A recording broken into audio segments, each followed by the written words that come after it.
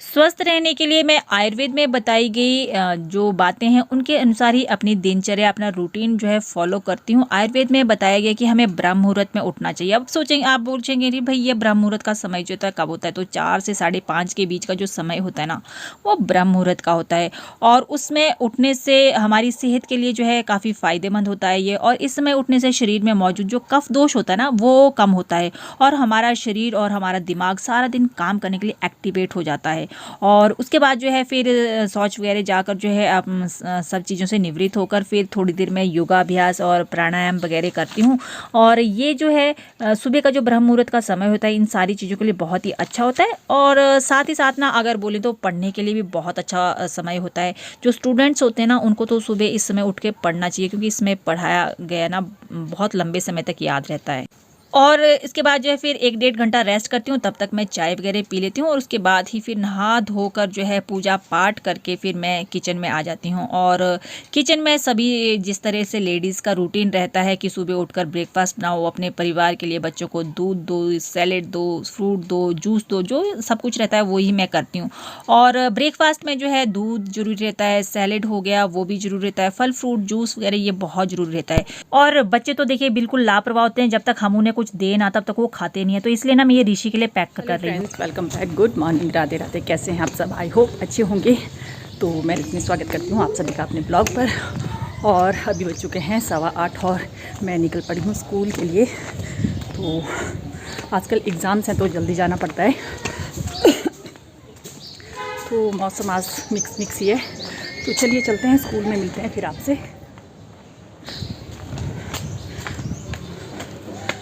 तो आज जल्दी जाना था ना, और आज पेपर है मेरा।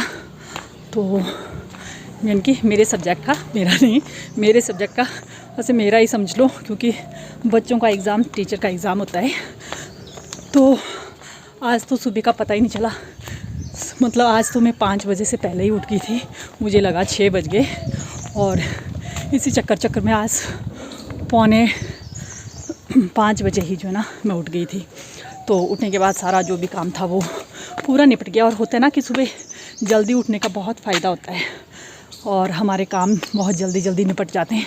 और देखिए अभी मैं जा रही थी तो रास्ते में कितना सुंदर सा पक्षी है, इसको हमारे यहाँ क्लैन बोलते हैं। बिल्कुल कोयल की वैरायटी होती है ये देख सकते हैं आप। और मौसम आजकल बहुत अच्छा है।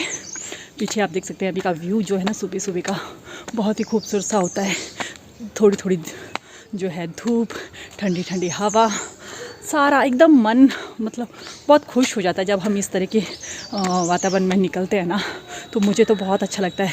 मैं तो पूरा मतलब इस वेदर को एंजॉय करते हुए जाती हूँ। और वैसे भी ये वाला महीना तो होता ही बहुत खुशनुमा है। तो देखिए आप लोगों के साथ बातें करते करते स्कूल के बिल्कुल नज़दीक जो है पहुंच चुकी हूँ। ये देख सकते हैं वो बड़ी सी जो बिल्डिंग आती है ना रास्ते में, वो आ चुकी है। और यहाँ पर भी देखिए कितने सारे तरह तरह के जो फूल हैं वो खिलना शुरू हो चुके हैं। तो ये देख सकते हैं आप। तो यहाँ से जब इन फूलों के बीच से जाती हूँ तो आप खुद ही समझ सकते हैं ना मन कितना अच्छा हो जाता है। तो ये देख सकते हैं।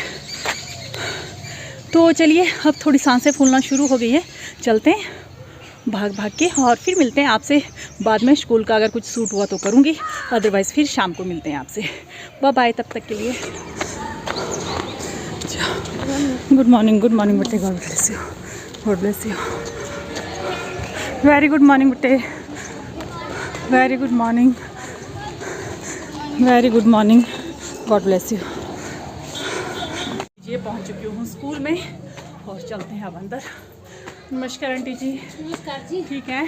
ठीक है, आप ठीक है? बस बढ़िया। नमस्कार जी, वेरी गुड मॉर्निंग बेटे।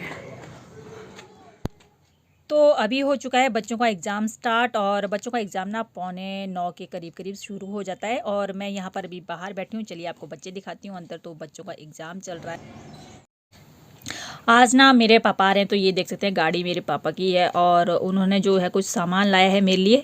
पर एक्चुअली ना मैं बाहर खड़ी थी और उन्हें मेरी याद ही नहीं रही और वो ना आगे चले गए। जब आगे जैसे पहुँचे तब जाके उनको याद आई कि मैं आई हूँ। पर शुक्र करो तब तक आगे जाम था और आगे काफ़ी ज़्यादा जो है देखिए गद्दियों की जो बकरियाँ हैं ना वो वहाँ पर आप देख सकते हैं। तो आजकल गद्दी जो है ना ठंड के मौसम में तो वो नीचे वाले हमारे इलाकों में आ जाता है, क्योंकि यहाँ पे अच्छा खासा चारा मिल जाता है। और जैसे ही अब सर्दियाँ क्लोज हो रही है ना तो ये वापस से अपने अपने घरों की तरफ चल पड़े हैं। और उसके बाद जो है आते वक्त मैं स्कूल से आते वक्त ये देखिए सारी सब्जियां फल फ्रूट जो भी है वो सारी चीज़ें लेकर आ गई थी।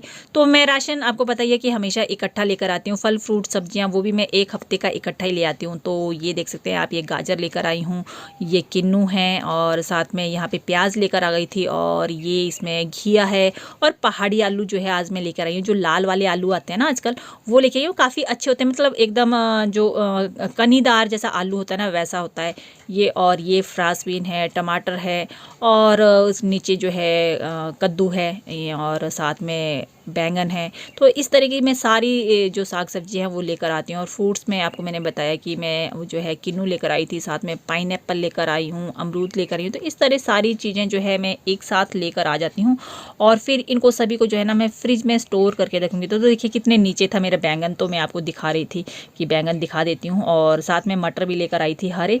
आजकल मटर महंगे हो गए क्योंकि इनका भी जो सीज़न है ना क्लोज होने वाला है। और अमरूद और पाइनएप्पल है। तो अपना मतलब है कि अपने घर परिवार का सेहत का ख्याल रखना तो हमारे हाथ में होती है।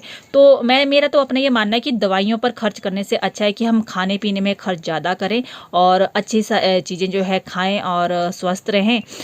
तो ऐसा मेरा अपना मानना है। आप लोगों का क्या मानना है आप ज़रूर बताइएगा। और ये अब मैं लेकर आ गई थी तो फिर मैं इनको निकाल देती हूँ, क्योंकि ये पॉलीथीन के कैरी बैग में ना, तो पॉलीथीन के कैरी बैग में अगर हम इनको ज़्यादा टाइम तक रखेंगे तो इसमें थोड़ी भाप जैसी जो है ना स्टीम जैसी आना शुरू होते हैं और उससे जो है इनमें गीलापन आ जाएगा, तो प्याज ख़राब हो सकता है, सब्जियाँ।